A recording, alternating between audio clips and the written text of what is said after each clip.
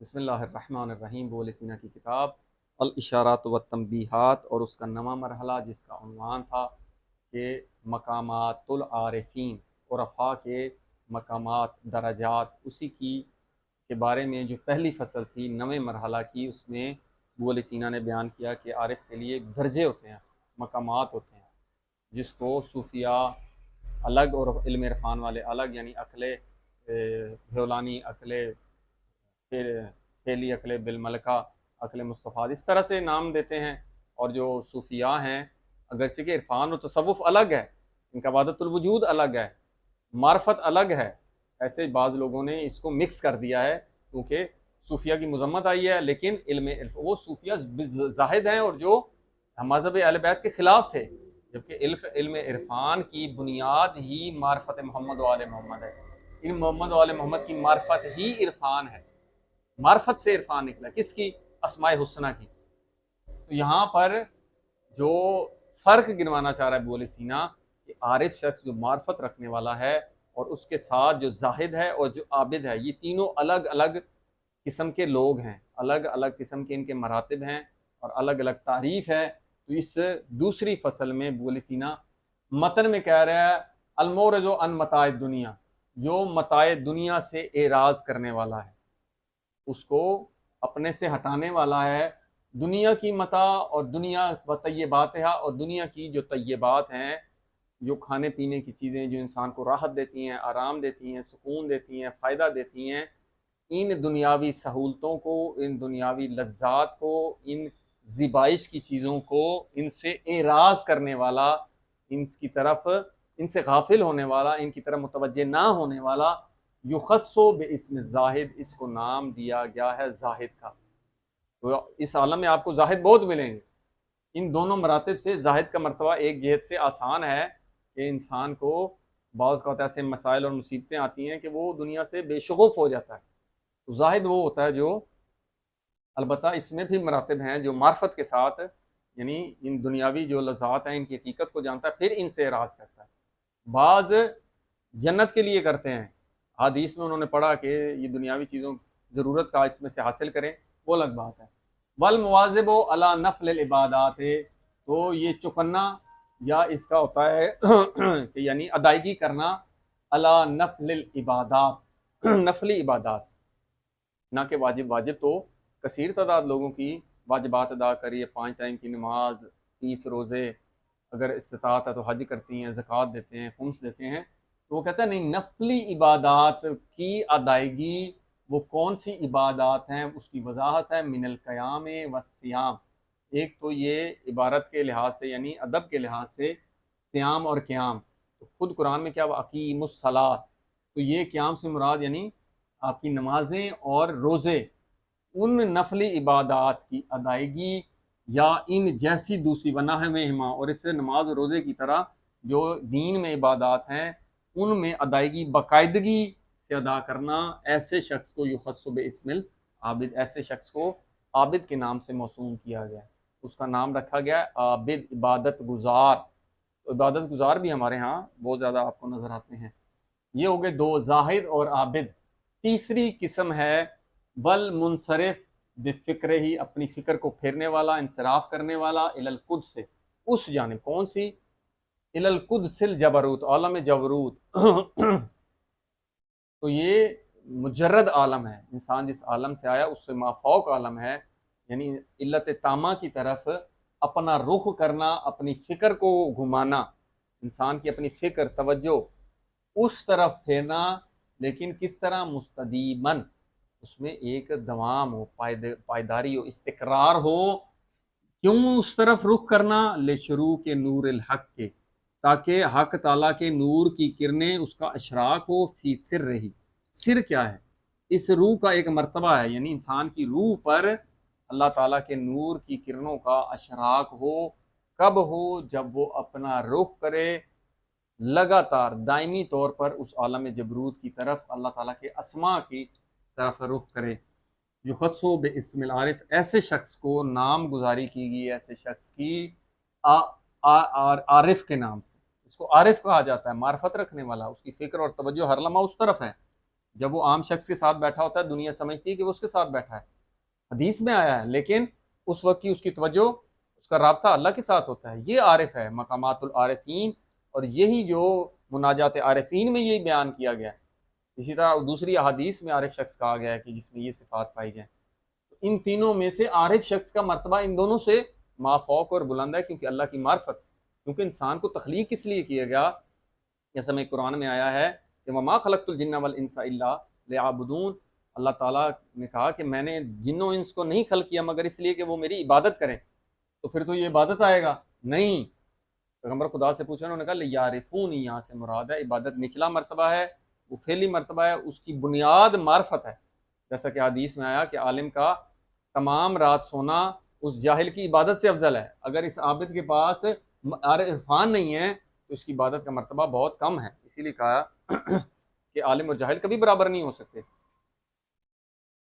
اب یہ تین مراتب ہو گئے۔ اب مصنف کہہ رہا ہے وقد یترکب بعض هذه مع بعض، کبھی کبھی ان تینوں میں بعض کے ساتھ دو مرتبے، کسی کے ساتھ تینوں مرتبے، کسی کے ساتھ ایک مرتبہ پایا جاتا ہے، بعض کے ساتھ مکس ہوتے ہیں۔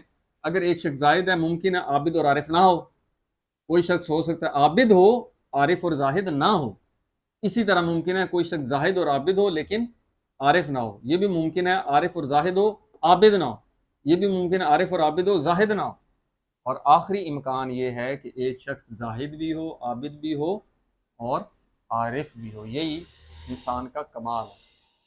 اگلی فصل میں اب وہ بتانا چاہ رہا ہے ابو سینا کہ عارف کے نزدیک زہد اور عابد کیا چیز، زاہد اور عابد کیا ہیں؟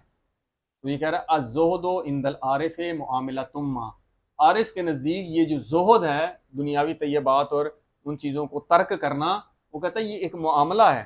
معاملہ دو چیزوں کے درمیان ہوتا ہے، لین دین ہوتا ہے، ایک چیز لو دوسری چیز دو۔ تو وہ کہہ رہا ہے کہ یہ عارف کیا ہوتا ہے؟ کانہ یشتری، یہ خریدتا ہے بے متاع دنیا تے متاع الآخرہ، دنیا کی متاع کے مقابلے میں آخرت کا متاع، یعنی دنیا کے مال اور چیزوں کو اس سے دوری اختیار کرتا ہے، کس لیے کہ آخرت کا متاع مل جائے۔ معاملہ ہو گیا، ایک چیز چھوڑی ایک چیز حاصل کر لی، تو کہتا ہے یہ ایک قسم کا عارف کے نزدیک زہد معاملہ ہے۔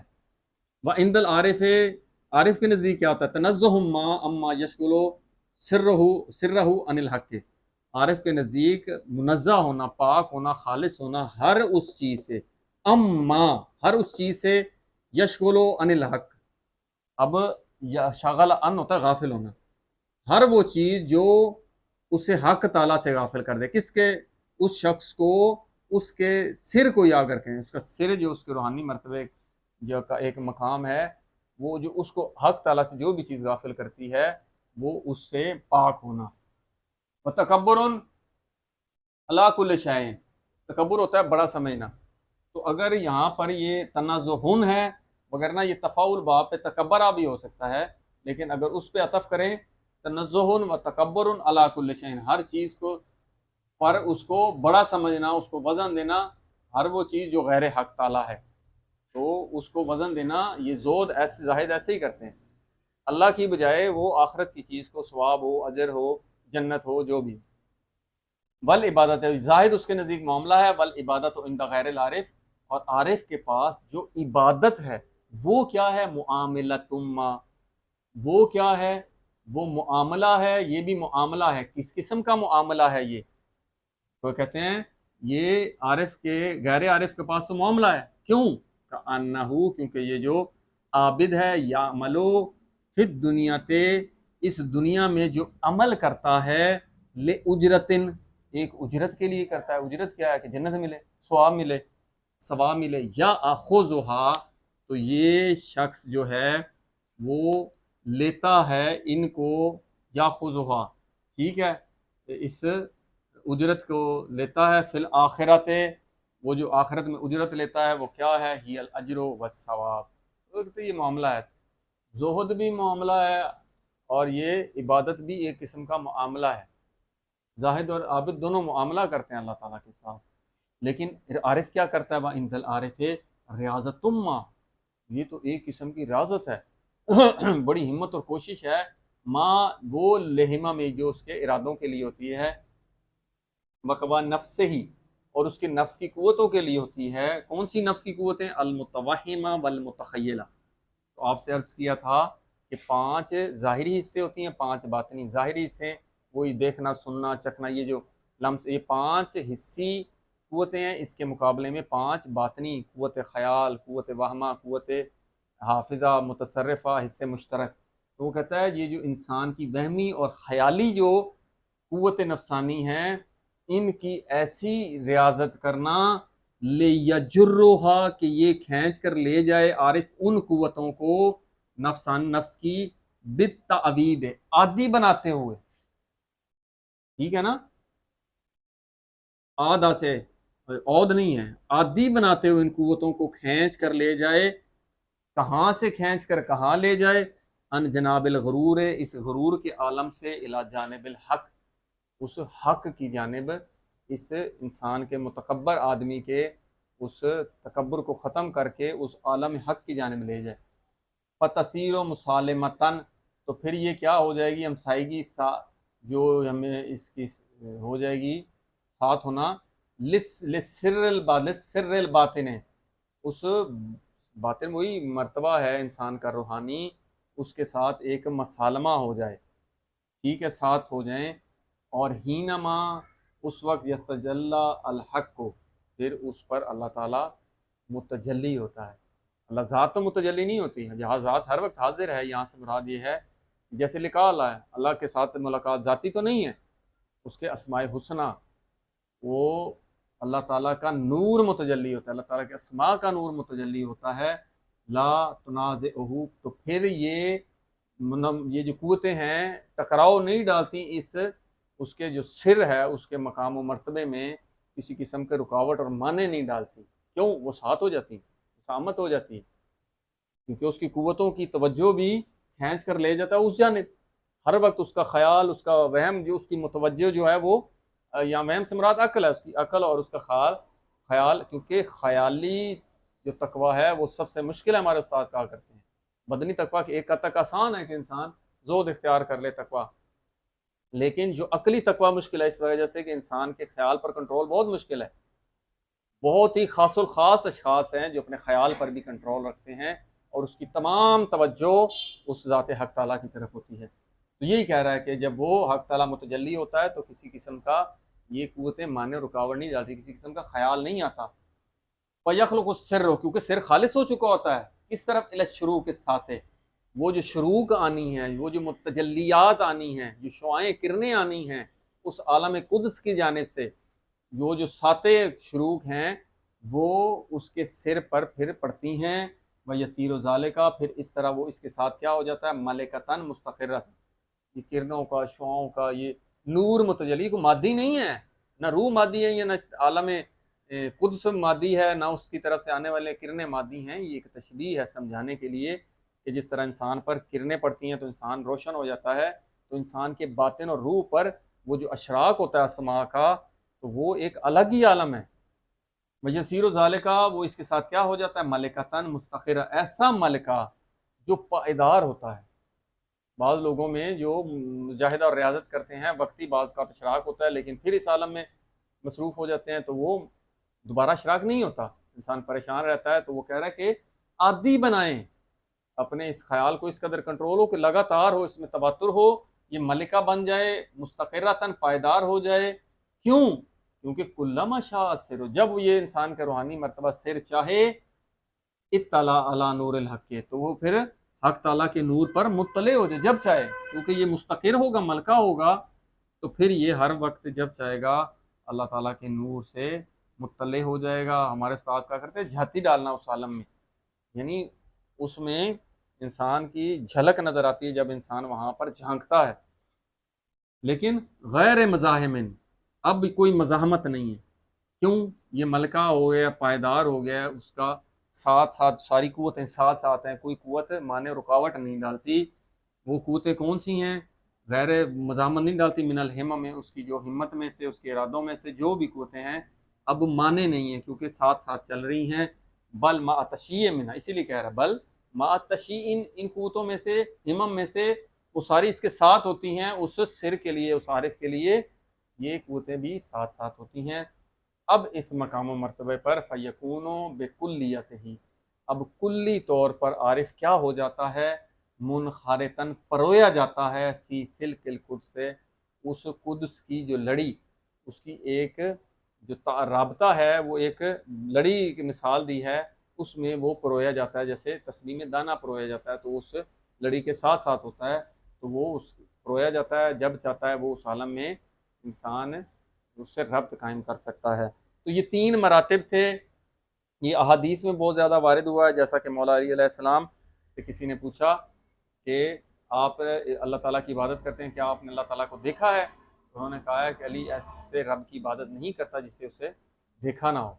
پھر حدیث میں وضاحت فرمائی کہ وہ قلب کی آنکھوں سے دیکھا جاتا ہے، تو قلب کی آنکھیں ہر کسی کے پاس ہیں۔ ہاں، ایک حدیث میں ہے کہ ہر شخص کے لیے اللہ نے 4 آنکھیں قرار دیں، 2 آنکھیں ظاہری، 2 باطنی۔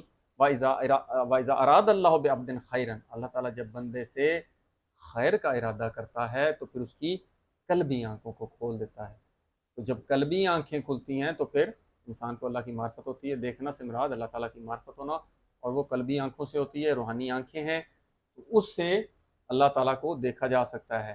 تو اللہ پھر آگے کیا کہا، مولا علی کی ایک اور حدیث ہے کہ میں نہ اللہ کی عبادت اس کے جنت کے لالچ میں کرتا ہوں، نہ دوزخ کے خوف سے، نہ میں زاہد ہوں نہ میں عابد ہوں، تو پھر کیا ہوں؟ انہوں نے کہا کیونکہ وہ لائق عبادت ہے، مجھے اس کی معرفت ہے، تو علم عرفان اس لحاظ سے ان دونوں سے بلند ہے۔